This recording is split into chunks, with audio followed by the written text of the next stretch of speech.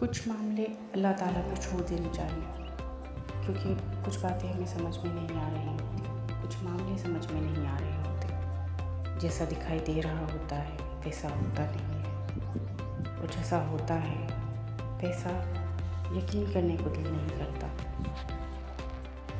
تو صبر کے ساتھ، اللہ سے دعا کے ساتھ معاملہ اللہ پر چھوڑ دینا چاہیے، شک نہیں کرنا چاہیے، اور اللہ سے دعا کرنی چاہیے کہ اللہ تعالیٰ دل کو سکون اور اطمینان دے، اور اللہ تعالیٰ بے شک دلوں کو سکون اور اطمینان دینے والا ہے، اور اللہ تعالیٰ بہترین فیصلہ کرنے والا ہے۔ وہ کسی کے ساتھ ناانصافی نہیں کرتا۔ اگر کوئی سامنے والا بندہ آپ کے ساتھ ناانصافی کر رہا ہے، آپ کو دھوکہ دے رہا ہے، آپ کی آنکھوں میں دھول جھونک رہا ہے، تو بچے کا وہ بھی نہیں، کیونکہ اللہ تعالیٰ کسی کو ایسے کرنے نہیں دیتا، ناانصافی کرنے نہیں دیتا، اس کو گناہوں کی سزا ضرور ملے گی،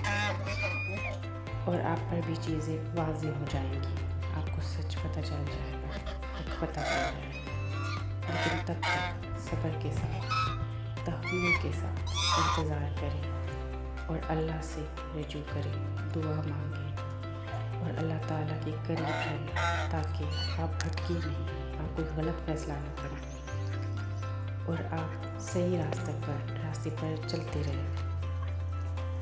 صحیح راستوں پر چلنا مشکل بھی ہے، آسان بھی ہے، لیکن ناممکن نہیں۔ تکلیفیں ہوتی ہیں صحیح راستوں پر چلتے ہوئے، لیکن کیونکہ وہ سیدھا راستہ ہے، آپ کو یقین ہوتا ہے، آپ کے دل کو یقین ہوتا ہے کہ کم از کم اللہ تعالیٰ آپ سے ناراض نہیں ہوگا،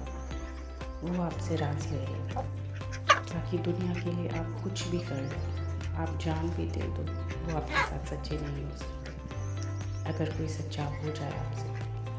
تو وہ اللہ کی بہت